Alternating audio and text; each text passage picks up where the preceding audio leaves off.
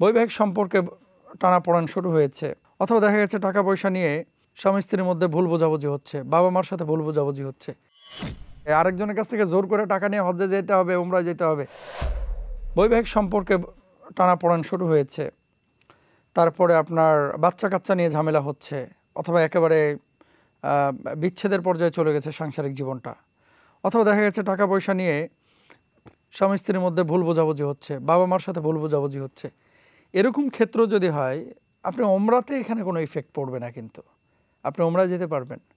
আপনার প্রশ্নটা ছিল যে এরকম মোমেন্টে আমি আসলে ওমরা করব কিনা।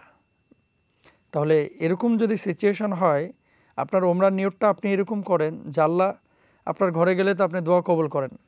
কাবার হাতিমে কাবার ভিতরে, হাতিমের যে চত্বর, কাবার পাশে যে গোল চত্বরটা আছে, এই গোল চত্বরের ভিতরে আপনি যদি কোনো দোয়া করেন, আল্লাহ তো দোয়া কবুল করেন। তা আল্লাহর কাছে মুক্তি মানে দোয়া করা এই জন্য যে আল্লাহ আপনি আমার ফ্যামিলিটাকে রক্ষা করুন, আমার ফ্যামিলির এই বিপদ আপদ থেকে রক্ষা করুন, সম্পর্কটা সুন্দর করে দেন, দোয়ার জন্য আপনি অবশ্যই যাবেন ইনশাআল্লাহ তাআলা। আর যখন আপনি এভাবে যাবেন আল্লাহর কাছে দোয়ার জন্য, আল্লাহর কাছে কোনো কিছু চাওয়ার জন্য, পাওয়ার জন্য, অবশ্যই আল্লাহ তাআলা আপনার ডাকে সাড়া দেবেন ইনশাআল্লাহ। আল্লাহ বলছেন উদউনি আস্তাজিব লাকুম, আমার কাছে চাও আমি তোমার ডাকে সাড়া দেব, আমাকে ডাকার মতো ডাকো, আমি তোমার ডাকে সাড়া দেব, তোমার চাওয়াগুলো আমি পূর্ণ করব। তো আমরা দোয়ার জন্য আল্লাহর কাছে আমরা যাব, বাইতুল্লাহ যাব, আল্লাহর ঘরে হাজিরা দেব ইনশাআল্লাহ। ফ্যামিলি ক্রাইসিসের কারণে হজ্জের বা উমরায় কোনো সমস্যা হয় না। সমস্যাটা কোন জায়গায়? আরেকজনের কাছ থেকে জোর করে টাকা নিয়ে হজ্জে যেতে হবে, উমরায় যেতে হবে, এটা কিন্তু ইসলাম অনুমোদন করে না।